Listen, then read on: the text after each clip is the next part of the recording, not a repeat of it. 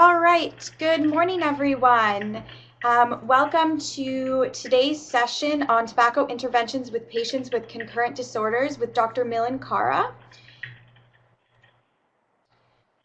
So, just wanted to make sure that everyone has registered and completed Learning Assessment 1. If you have not registered for the webinar, please click on the link on the screen in order to register and complete Learning Assessment 1. You also need to sign in to the webinar using your first and last name in order to receive a letter of completion. If you haven't done so, please log out and re-log in. You will also be required to complete the Learning Assessment 2, which will be emailed to you following the webinar. So Dr. Milan Khara is an addiction medicine physician with Vancouver Coastal Health, physician-lead of the Vancouver General Hospital Smoking Cessation Clinic, and the clinical assistant professor in the Faculty of Medicine at the University of British Columbia. He has also authored a number of papers on smoking cessation, mainly related to populations with substance use disorders and/or mental illness. And here are his disclosures. Here is our disclaimer and the TEACH curriculum development. So now I'm going to hand it off to Dr. Milan Khara. Thank you very much for joining us and welcome. Thank you. Let me just, do you want me to unmute my line here? I need to hit my *1, right, to get the phone back. *1. Yeah. Okay. Perfect. Okay, thank you for introducing me, and thank you folks for all attending. I realize that I'm up against some pretty stiff competition this morning. I believe that the Canada quarterfinal is just about to kick off, and being a Brit origin, of course, I don't really understand the whole need to watch hockey to the extremes that Canadians do, but I assume it's a pretty important game today. Hopefully I can hold your attention and that you won't be slipping between two boxes on your computers. I will be short and sweet, about 40 minutes talking, and hopefully about 15 minutes at the end for us to discuss any questions that may come up. So you can see the learning objectives here, but before I just talk about the learning objectives, the first thing I think to say about this subject, the subject of tobacco interventions in patients with other substance use disorders, is that though there is a pretty significant body of research which helps to inform us in this area, there are many variables within that research, and those variables make it difficult to really draw definitive themes from it. And what I mean by that is some of the research looks at people with alcohol use disorders who smoke, some looks at patients on methadone maintenance who smoke, some looks at patients who are entering addiction treatment who smoke, some looks at patients who are in established recovery who smoke, and asks a whole variety of questions around the trajectory as it pertains to tobacco dependence. So though there's lots of research, it's varied, and as I say, to draw firm consensus is difficult. But certainly there is valuable learnings from the research, and that's kind of what I'm going to really try and describe today. So the learning objectives specifically, first of all, it's clearly important to look at the prevalence rates of tobacco use in this population of those with other substance use disorders, and to try and examine some of the causal pathways that explain this high degree of co-occurrence. I'd also like to look at some of the barriers or the obstacles to treatment for this population, and really explore how I think these barriers are primarily around misconceptions and around attitudes that are no longer consistent with contemporary evidence. Number 3, I'll cover briefly the evidence-based treatment modalities for tobacco dependence. Mainly, most folks who are on this line will understand what the evidence-based treatment modalities for tobacco dependence in the general population are.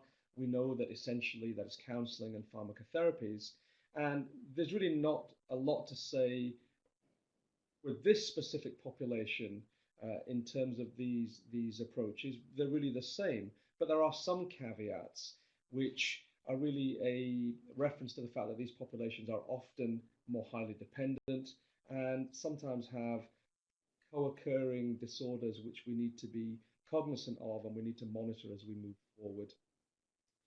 And then last of all, I'll talk a little bit about our program here at VCH. So within VCH Mental Health and Addictions, we, for around 6 years now, have had a community-based outpatient tobacco treatment program, which is intensive and has, again, used those evidence-based treatment modalities, but has intensified them. And I'll show you some data and maybe describe the program in some detail, and maybe talk a little about some of the obstacles to gaining support and funding from within our organization to get this kind of program up and running. That may be salient for some of you folks who are considering trying to offer access to treatment for this kind of population.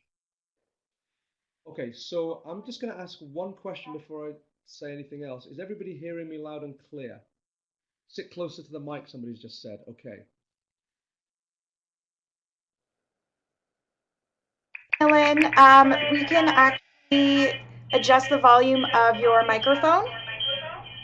Okay. If you see the microphone on the top and the arrow, click on it and click adjust microphone volume. And then you can slide it up. Okay, is that louder? Is that better?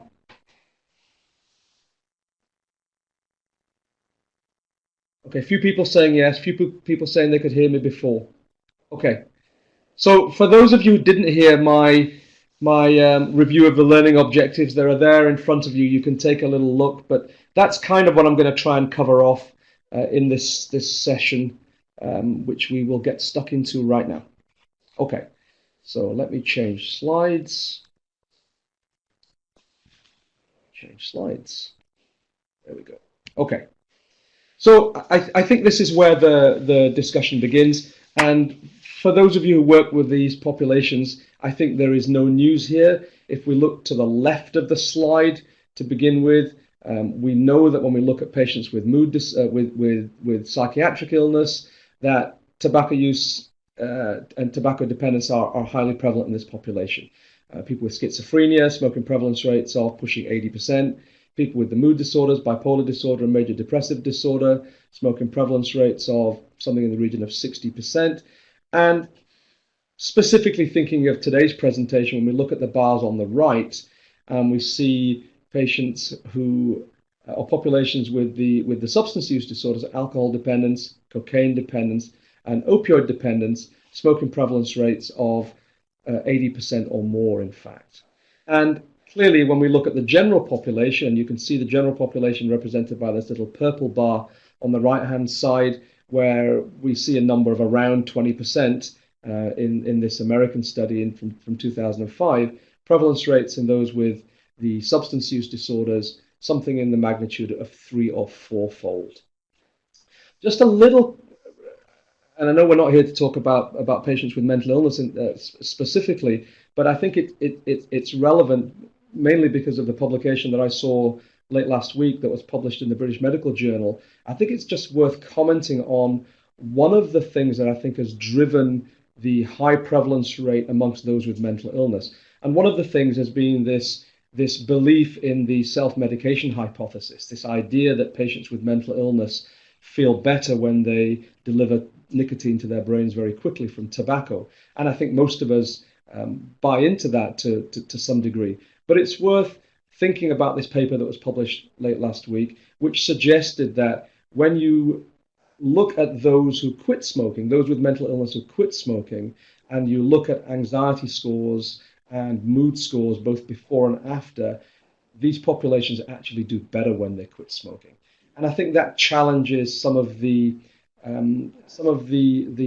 failure to move forward within the mental health system to really make tobacco treatment a priority. And I hope that that paper will contribute to that ongoing conversation. But back to those with the substance use disorders, high prevalence rates, we all know this. If any of you work in methadone maintenance, with methadone maintenance populations, you know that most of those patients are concurrent tobacco users. We know that there is a high degree of co-occurrence.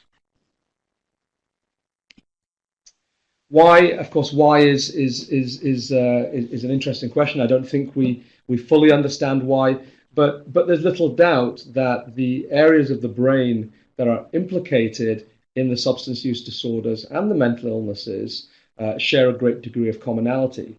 When we think about tobacco dependence specifically, we know that nicotine lands in the ventral tegmental area of the brain, binds to the alpha-4 beta-2 nicotinic acetylcholine receptor, and that leads to a release of dopamine in the nucleus accumbens. But we also know that when nicotinic acetylcholine receptors are activated, there is a release of a whole variety of other neurotransmitters. GABA and glutamate are also relevant here. We know that GABA and glutamate are important in the development of alcohol dependence. We know that there's an effect on serotonin. Depletion of serotonin is thought to be the underlying mechanism that leads to depression. We know that dopamine is part of this story. We know that dopamine is highly relevant in the pathogenesis of schizophrenia. So the same parts of the brain are implicated in these disorders, in the mental illnesses and the different substance use disorders. The same neurotransmitters are implicated. And though I think we're only at the beginning of our understanding of these complex relationships, clearly there is good reason, I think, why we see high degrees of.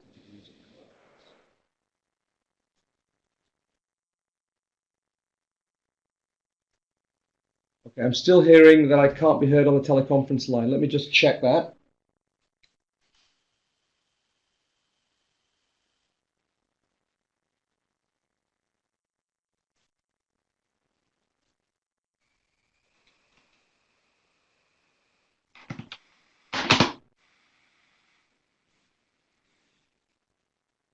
Okay, the teleconference line looks to have gone dead. Do I need to reactivate it?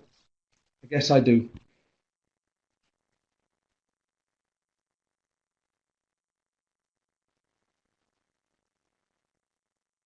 Okay, it'll take me a minute to call in again on the teleconference line. I will quickly do that. Sorry for those who are listening over the internet, because you're probably hearing just fine.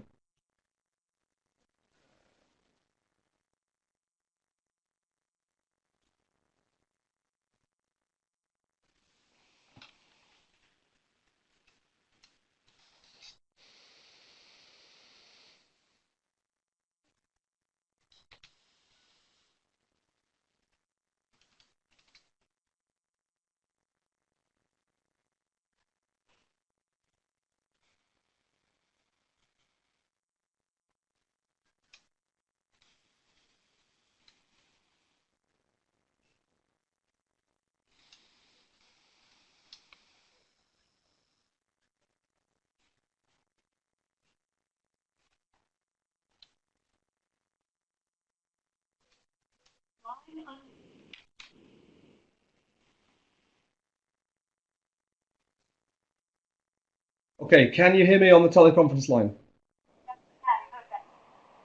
Okay, can I mute it again? I guess I can. Or maybe not. No. Okay. All right. I'm assuming that you're hearing me on both online and through the teleconference line. Sorry about that, guys. That's a little technological glitch. So I hope it won't cut out again. Okay. So we have just spoken briefly about the shared causality of the different substance use disorders and mental illnesses, which very likely is the primary explanation of why we have such high degrees of co-occurrence. But getting to some of the clinical stuff and getting to some of the stuff that I think we really want to talk about today, on this slide you will see from a paper written by Edward Perker and colleagues, some of the arguments that we hear for not providing tobacco treatment in this population. And where I have heard many of these comments is having gone out over a number of years to do training in hospitals that have gone smoke-free, who have closed down their designated smoking rooms, who have no longer got the option to smoke on grounds. Some of the resistance that we get when we go to train staff around how best to manage withdrawal in these populations, you see on this slide. And these may be things that you've heard yourselves. These may be even things that you've believed yourselves in the past. These may be even things that you believe today. But if we look at these statements and then look at the evidence and how the evidence really informs the validity of these kinds of beliefs. First of all, these patients don't want to quit. These patients with substance use disorders don't want to quit smoking anyway. Secondly, These patients, if they try and quit their tobacco use, will relapse to their so-called primary substance use disorder. They will be overwhelmed by trying to quit smoking and be put at risk. Thirdly on that list, we see when we have patients with multiple substance use disorders, one of which is tobacco, the best approach is to do one drug at a time. Number 4, these patients really have more important things in their lives. We really should allow them to smoke. We should leave them with one of their remaining pleasures. This is a relatively benign problem, and it shouldn't be our priority. And number 5, these patients can't quit anyway. Why are we wasting our clinical time? These patients are not able to quit. So these are some of the things that I've heard, certainly over recent years. But what does the evidence say when we look at these statements? Well, first of all, when we look at the general population, and there's been many general population surveys amongst general population smokers, and usually around 7 out of every 10 will say that they would like to be free of tobacco. But when we look at subpopulations, we actually see very similar kinds of numbers. So when we ask patients with schizophrenia if they'd like to be free of tobacco, around 7 in every 10 would say they would.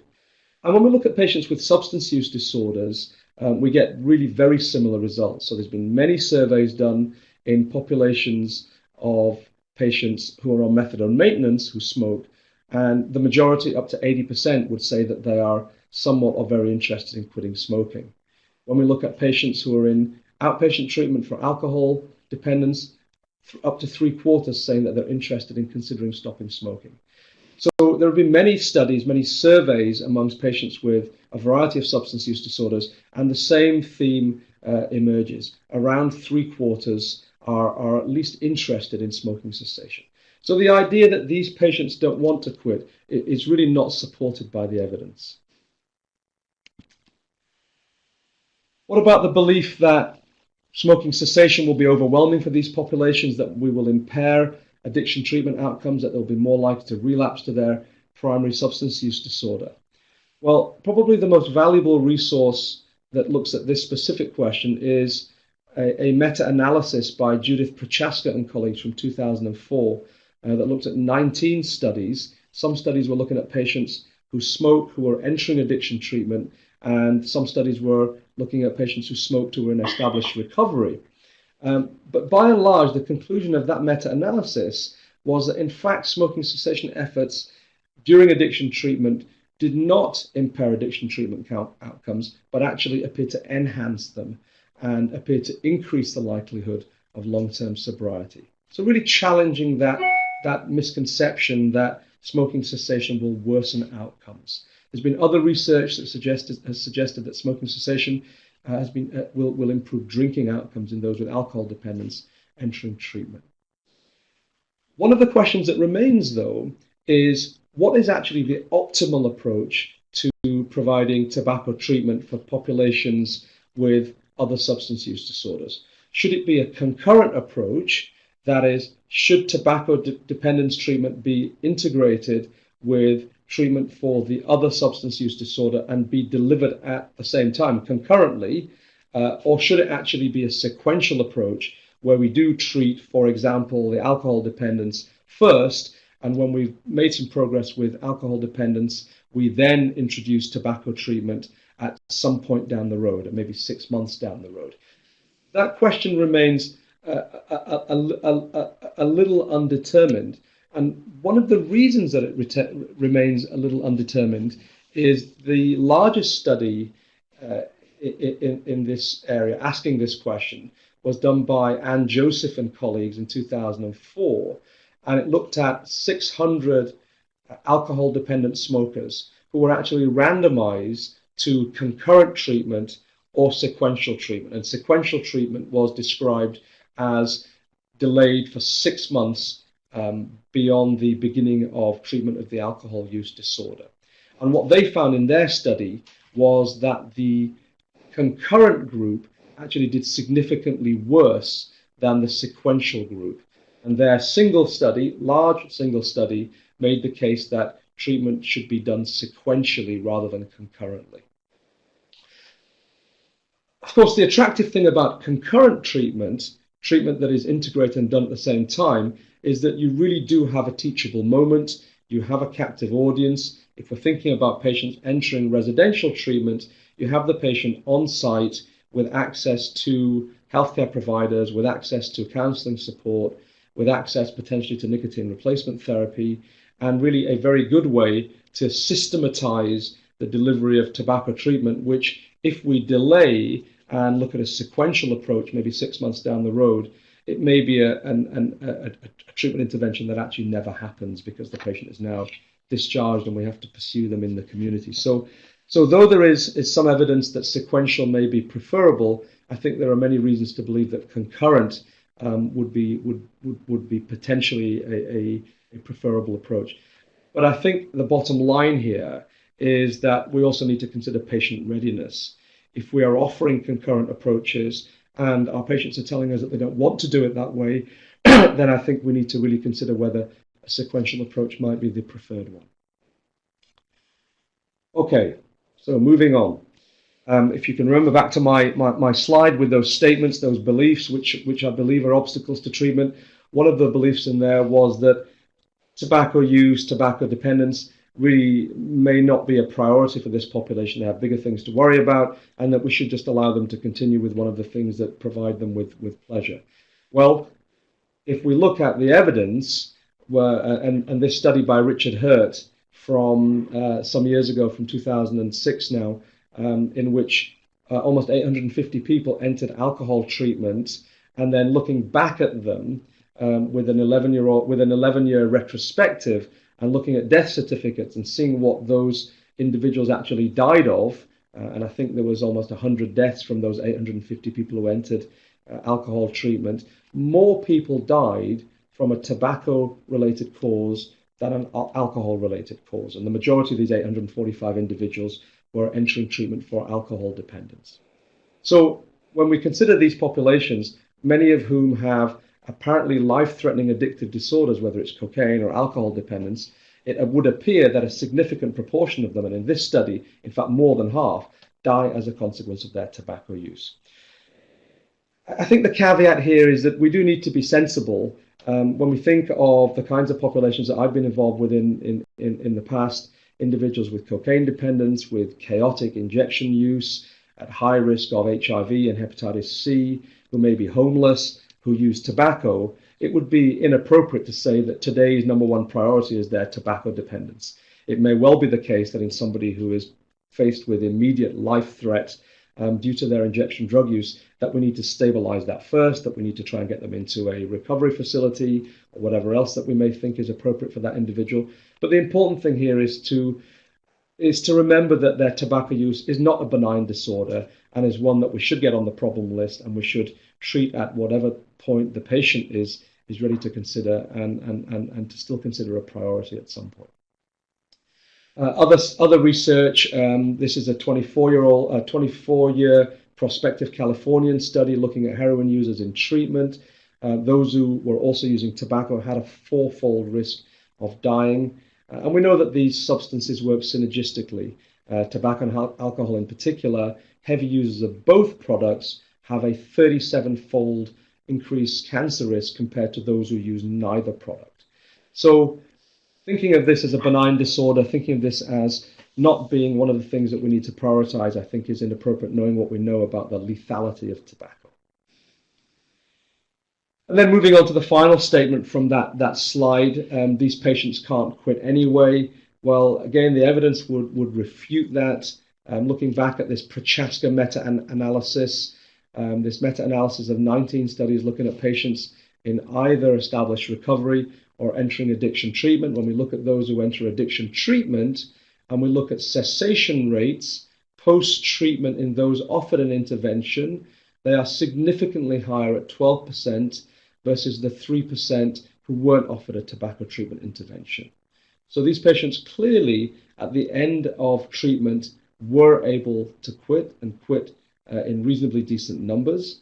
And in those in the addiction recovery arm, those who were in established recovery, a higher number were able to achieve abstinence post-treatment when they were offered intervention, 38%, versus those not offered an intervention. Again, significantly increased likelihood of achieving cessation when offered an intervention. But disappointingly, when we look at what happened at 6 months post-intervention, there was actually no significant effect. So these patients who were able to achieve abstinence when offered treatment were actually back smoking 6 months down the road. And I don't think this is a great surprise to those of us who work in these populations, that maintaining abstinence is clearly one of the challenges. Now, I think we could argue that this is the nature of the beast. Addiction is a relapsing disorder. We expect people to relapse. But I think one of the difficulties is that we've not offered treatment in a suitably intensive way for this population group. And I'll just describe that in a few moments when I describe the kind of program that we have here at VCH, Mental Health and Addiction Services. And this is another review by Bakker and colleagues, another meta-analysis, which made pretty well the same conclusion, that when we looked at smoking cessation rates in those who were offered an intervention, reasonably good rates. At the 1 week follow-up mark, 23.4% of people were abstinent. But when we look out at the 6 month follow-up mark, again, very low cessation rates. Okay, so though we're aware that there is a resistance to treating tobacco dependence in addiction care settings, I would suggest that there is a strong rationale for addiction care settings to be the ideal place to treat tobacco dependence. Firstly, the rationale would be that tobacco dependence is a bona fide addictive disorder. And if addiction services doesn't treat it, then where would we treat it? It's a bona fide addictive disorder in terms of its neurobiology, clearly, and in terms of its classification by a number of medical classification systems, the DSM-4, the DSM-5. So addiction services should be the place where we treat this disorder. When we approached our leadership 6 or 7 years ago to receive or to get support and funding for treating tobacco dependence, what we were told, rather disappointingly, was that it wasn't part of the addiction services mandate. I think that's nonsensical. I think we need to challenge that. It really doesn't stand up. Number two, healthcare professionals who work in addiction services actually have the ideal skill set to treat tobacco dependence. They're familiar with brief intervention. They're familiar with offering the kinds of counseling approaches, employing motivation interviewing and cognitive behavioral therapy, running groups. These are the kinds of treatment approaches that work very well in tobacco dependence. These are the kind of skills that addiction care professionals already have. Number three, this is where the action is. This is an almost universal co-occurring disorder. The patients in addiction services are almost all tobacco users. So this is where we should be offering treatment. Number four, I've already alluded to. In these populations with other substance use disorders, tobacco dependence is more likely to cause their premature death than any other factor. So why wouldn't we treat them in this setting? And number five, again, I've already alluded to, there seems to be some evidence that rather than impairing addiction treatment outcomes, treating tobacco dependence appears to actually improve addiction treatment outcomes. So lots of reasons why I think we should be treating in this particular setting. And that's backed up by this statement from the CanAdapt guideline, which you will find online. You can see the web address there. Healthcare providers should screen persons with mental illness and/or addictions for tobacco use.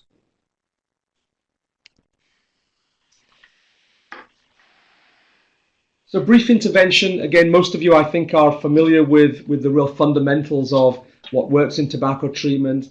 We know that there is evidence for healthcare providers across the board providing brief intervention for tobacco users. And the 5 A's is one of the favored approaches for doing this. The 5 A's really just being a standard kind of template for providing brief intervention. The 5 A's: ask, advise, assess, assist, and arrange. But what you see here on the screen is what has been described as a safety-sensitive algorithm. It was developed by Charles Else and colleagues in Edmonton, and this is a twist on the standard 5 A's for populations who we may consider to be hard to treat or who we may consider to be vulnerable. And I think it's applicable to patients with either mental illness and or a substance use disorder. And if we work our way through it, the usual ask about tobacco use and document tobacco use status. And in those who do use tobacco, we advise in the usual way that stopping their tobacco use will be the most effective thing they could do to improve their health both now and in the future. But what we add in, because this is a patient from a vulnerable population, is a brief mood assessment. And we may use standardized questionnaires such as the PHQ-9 or the Beck Depression Inventory. And for those who are in a stage of wanting to address their tobacco use, if they say that they are interested in making a change within the next 30 days, then we may go on simply to assist with the evidence-based treatment modalities, counseling or psychosocial support, and the use of cessation medications. But we continue as we follow up, as we arrange follow-up, to monitor for mood. We continue to monitor for destabilization of a substance use disorder, and if and when those problems arise, then we respond appropriately. So just building in some caveats to the standard 5As to incorporate some of the concerns that we have with these populations when they stop their tobacco use.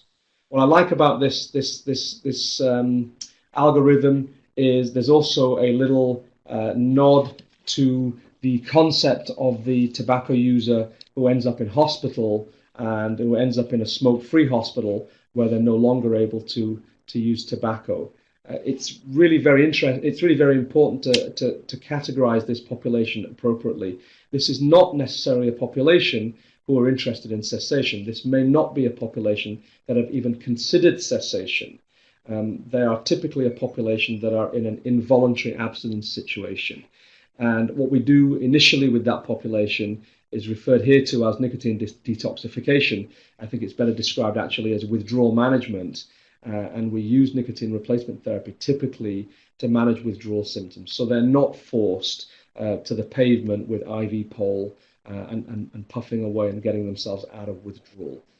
And it may be that once we've started withdrawal management, then there is the opportunity again to talk about cessation and send our patients back down this algorithm into formal treatment.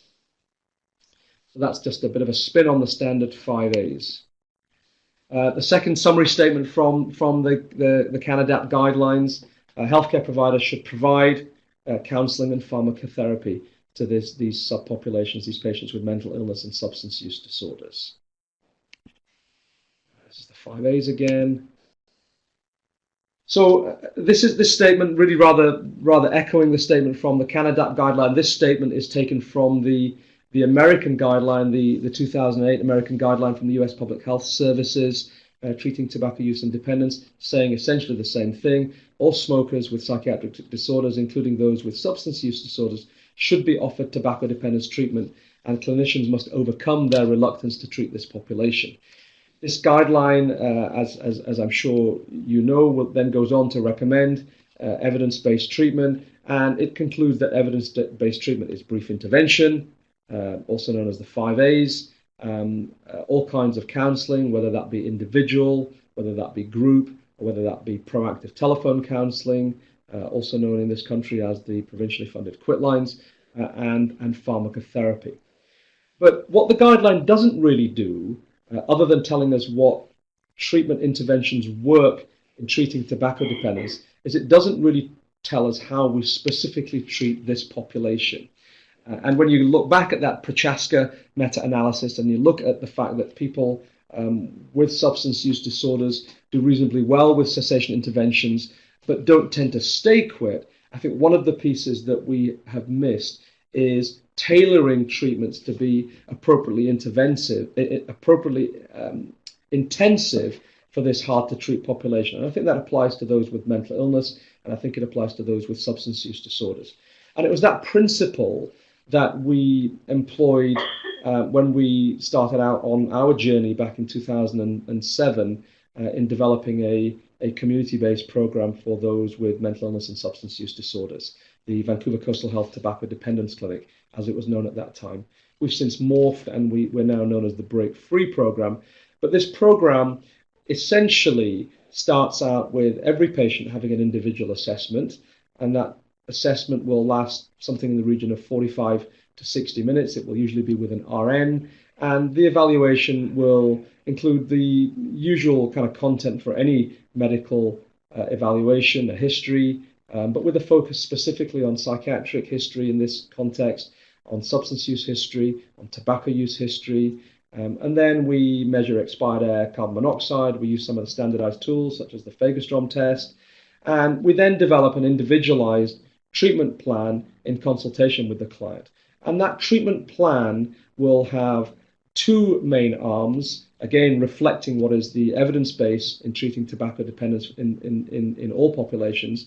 One treatment arm is behavioral counseling, and in this program, behavioral counseling is attendance at a weekly facilitated 1 hour group.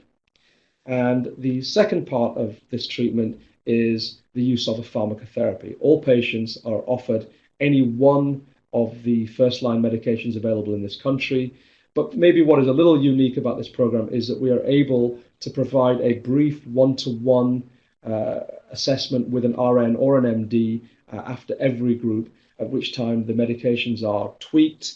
Often we will be using off-label kinds of approaches, double patches, combining products in a way that they're typically not combined, and of course going off-label with the duration of treatment, treating people out to 26 weeks of medication rather than the standard approaches of 8 or 10 or 12 weeks, which we've typically used in the past when treating tobacco dependence.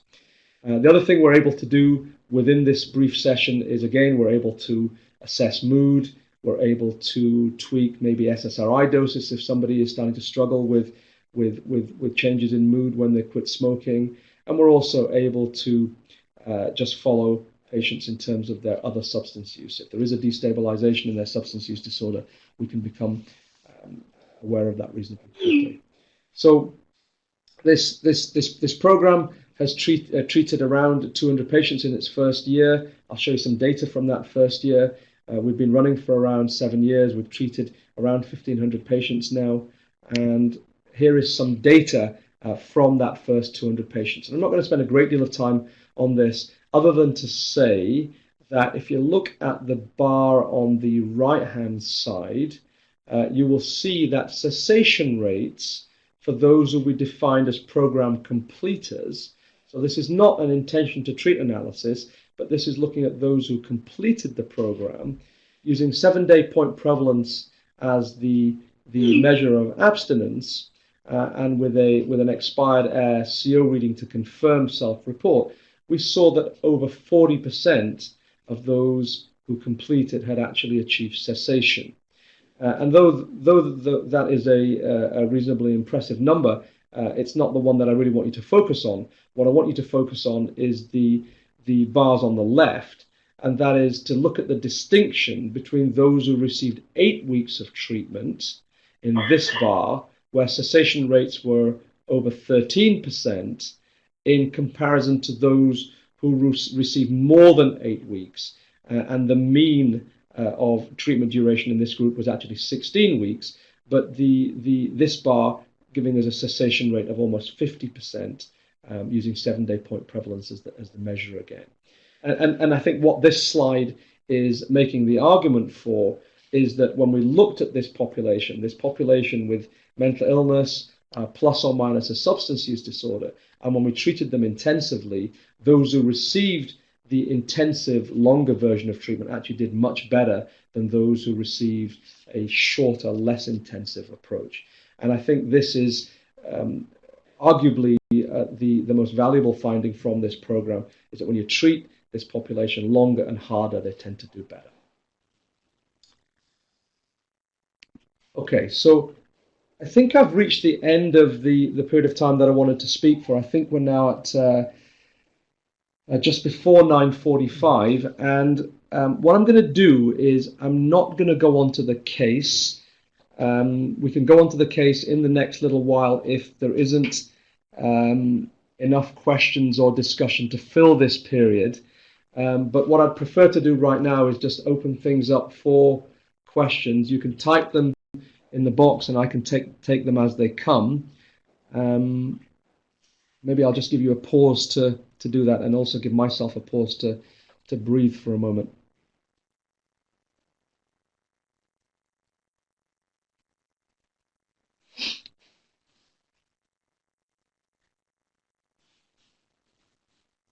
And if anybody has a hockey score, they can share it with me in the chat box.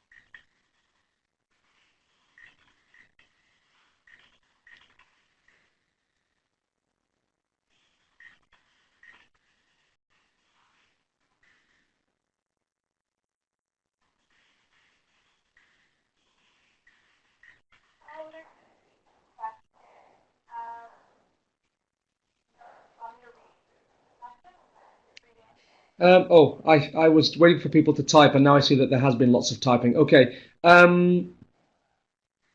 so I can actually maybe read them. Why don't I do that? And if there's anything really salient that you guys pick up that you'd like to throw at me at CAMH, then you can do. But I'll start reading. I got asked. I've been asked by Richard. Do you deal with caffeine cessation at the same time? The answer is no. But I think you raise a good point that some of these folks in these populations are heavy caffeine consumers, and we know that if you are smoking, you are inducing your liver enzymes to metabolize caffeine efficiently, and when you stop or reduce your tobacco use, that induction effect is lost, and now caffeine may feel toxic if you're drinking 5 or 8 cups a day. So we do, as a standard, recommended reduction in caffeine consumption when people are reducing or quitting. But we don't specifically look at caffeine cessation as part of our program unless somebody is specifically asking for it, which they tend not to.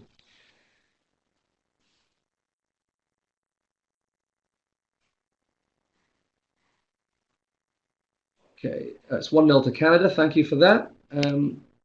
Look at some of these questions.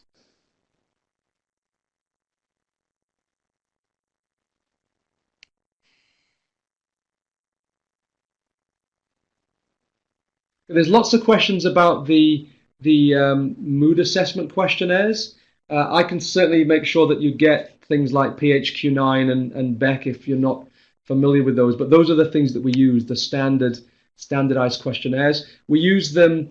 We monitor mood both formally and informally. We have some standard set points where we do these questionnaires, but we also do it informally in these one-to-one sessions where we're inquiring around how people are feeling. And if they're feeling unwell, then of course we would pursue that line of inquiry and do a fuller assessment. Would I be able to get a copy of these slides? Certainly, we can make the slides available to everybody.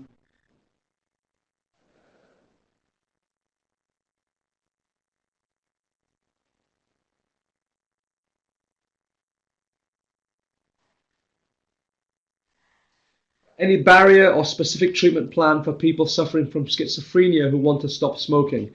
Our programs do have many people with schizophrenia. As you probably know, there is some evidence that people with schizophrenia can do reasonably well if they're offered a combination of nicotine replacement therapy and group counseling. That's work from Jean Addington at CAMH from many years ago now. Our patients with schizophrenia actually do reasonably well.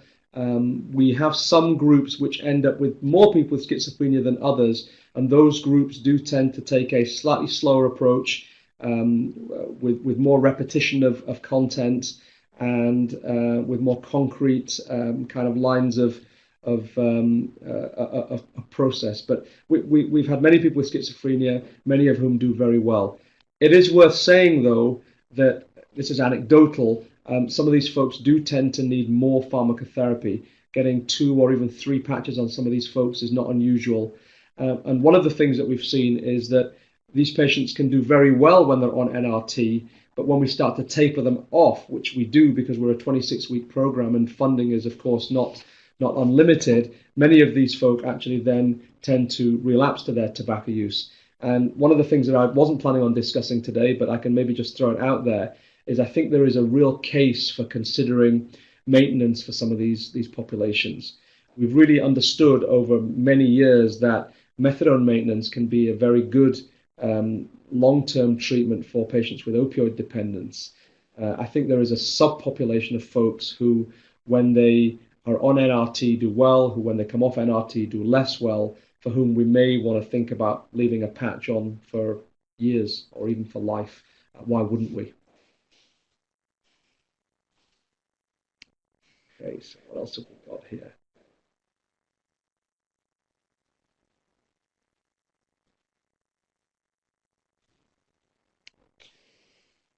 Folks at CAMH, anything in the questions that's coming up for you?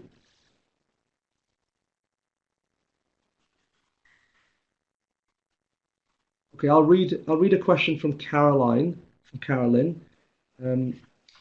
Patient is 4 months smoke-free, 2 months free of prescription drug misuse, now experiencing intense cravings for tobacco at 4 months. Any suggestion on how to address cravings? Would switching their antidepressant to Wellbutrin help with cravings? Yeah, really good question. Really good question. So, in a nutshell, here is somebody who has been free of tobacco for a fair period of time, who's been free of their prescription drug problem, but is now feeling vulnerable, I think specifically in the context of tobacco. And the question is, well, would we consider using Wellbutrin to help with craving? It's a good suggestion that if you're trying to concurrently treat depression and you're looking to use an SSRI, and there may also be some vulnerability to returning to tobacco use, that Wellbutrin may be a good choice. You might hit both disorders if you use Wellbutrin. But I don't think you're limited to that. If the patient is experiencing craving, you may want to look at providing some kind of counseling with a relapse prevention kind of content. You're probably already doing that. The other thing, and this may be controversial, if the choice is returning to tobacco use or using some PRN nicotine gum, that may be a reasonable approach. Remember, again, though we have many fears about NRT, we have misconceptions about getting addicted, in inverted commas, to NRT. NRT delivers nicotine very differently to cigarettes, and the vast majority of people have no problem with nicotine replacement therapy and getting off it. So if this is somebody who is very vulnerable and is looking for a pharmacotherapy, that could be an option, PRN nicotine gum. Just having a pocket full of nicotine gum may be helpful in somebody who doesn't want to return to their tobacco use. Okay, here we go. We've got the e-cigarette question. I feared we would get it. What are your thoughts on using e-cigarettes as a cessation aid? Well, how long have we got? Not long enough to really answer the question, but I'll give you just some initial thoughts. First of all, the status of the e-cigarette currently in this country, as most of you will know, I'm sure, is that the nicotine-containing e-cigarette is illegal for import and sale. The reality, of course, is that there are lots of e-cigarettes around. They're being sold all over the place. And even though the non-nicotine-containing one is legally available, the nicotine-containing one is the one that is being widely used. And I'm sure what you see in Ontario is similar to what we see here in British Columbia. So it's out there, it's being used, and patients are asking whether they should or they shouldn't use it. So what is my thoughts about using it as a cessation aid? Well, first of all, there really isn't the evidence at this time to recommend it as a cessation aid. There is one study, the New Zealand study, which compared the e-cigarette to nicotine patches, and the result was that the e-cigarette was similarly effective to the patch.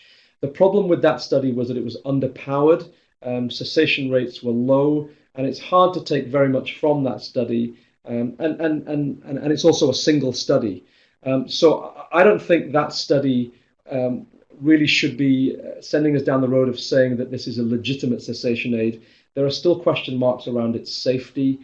I know most people would suggest that the e-cigarette is going to be safer than the traditional cigarette. I think that is very likely the case, but it remains an assumption. We don't really know what the long-term use of e-cigarettes are going to do to people. Again, we can assume that because there's less chemicals, because there's less of those chemicals in e-cigarette vapor than there is in cigarette smoke, these are likely to be safer, but I think many question marks remain. So, long answer, I would not recommend the e-cigarette as a cessation aid. I would recommend the Health Canada approved first-line cessation therapies. But if a patient tells me that they're using an electronic cigarette and that they intend to use the electronic cigarette as a cessation aid, I would tend to do some education, but clearly the individual patient has to make their own decision as to what they do and what they use. That's not that different to the argument about acupuncture. Patients tell me that they're using acupuncture to help them quit smoking. That's not really evidence-based. So what I tell the patient is not that that's a nonsensical idea and don't do it. What I tell the patient is that there isn't a great deal of evidence to support acupuncture as an effective cessation modality. But if that is what you intend to do, then clearly that's your choice, and good luck. And the answer, someone's mentioned laser. Yeah, same thing, same with laser. There is no evidence to support laser as an effective cessation therapy. Doesn't mean that some people don't use laser. Again, that's their choice. If that's how you want to spend your $800, then then go ahead. Okay, so I'm going to look at some more questions. That was my quick potted answer on e-cigarettes. If anybody has anything to say in response to that, if you violently disagree with me or you think that I'm missing the point, then please type and say so.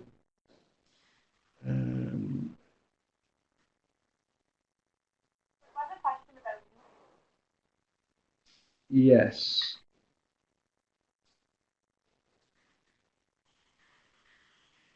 Okay, but I'm going to answer Heather Hill's question if that's okay.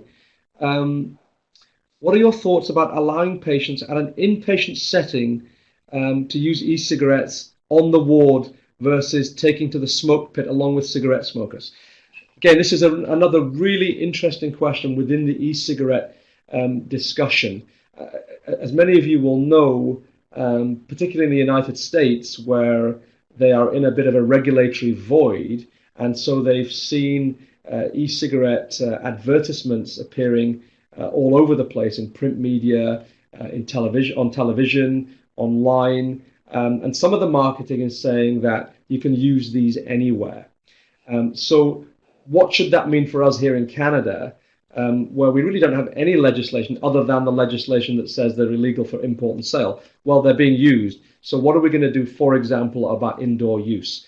Well, the evidence is already saying that the vapor is almost certainly not just water vapor, which is how some of the marketing and some of the proponents have really positioned e-cigarettes. There's evidence now that the vapor contains, amongst other things, heavy metals, some tobacco-specific nitrosamines, and granted these may be in lower quantities than they are in tobacco smoke, but I don't think we have the evidence to tell us that the vapor from electronic cigarette is not harmful to those who are inadvertently exposed. And I think electronic cigarettes, in terms of where you can smoke, where you can vape them or use them, should be covered by the same legislation that applies to tobacco cigarettes. And this is what many jurisdictions are now beginning to do. They're starting to add e-cigarettes to their existing tobacco legislation. Here at Vancouver Coastal Health, we've just done that. We've included e-cigarettes in hospital settings within that tobacco framework, so you can't use them indoors. Mark Baribo, what are your thoughts on Champix? I'm not exactly sure what that question means, whether it means my thoughts on Champix generally or whether it means my thoughts on Champix in this population. We certainly use Champix in this population. We use Champix in those with mental illness. We use Champix in those with substance use disorders.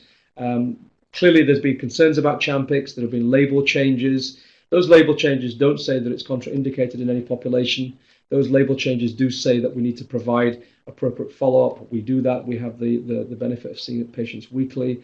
And it's also worth saying that though there have been label changes on Champix in response to concerns from case reports and from reports of really terrible things happening to to some individuals, there is growing evidence that Champix in a number of subpopulations actually is safe and effective. Maybe not time today to get into that at any great length. Is there something in writing regarding the possible chemicals in the e-cigarettes that would help to explain to patients? Catherine, if you want to email me, I can send you a bunch of studies that are already out there that have analyzed e-cigarette vapor. Lots of people are writing position statements on e-cigarettes, and they're citing these many studies which I think are helpful. I can certainly send that to you. Okay, so how are we set for time here? We have 2 minutes left.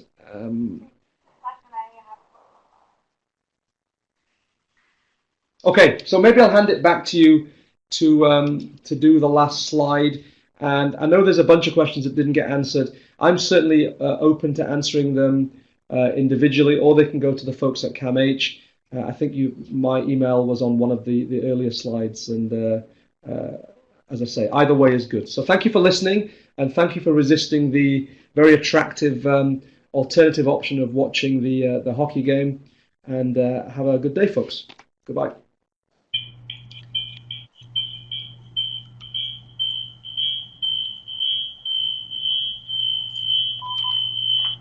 Line muted. All right, thank you everyone for joining us, and thank you very much, Dr. Khara, for joining us. It was an excellent presentation. A link to the webinar evaluation will be sent to your email, so please look out for that. You will also need to complete Learning Assessment 2, and you have 1 week to complete this learning assessment. Any questions that did not get answered, we will be compiling and getting some answers for those, and we will send those out to you. Any of the additional resources we have mentioned in the chat, we will provide in an email with the learning assessment and evaluation. So thank you very much, and have a great day.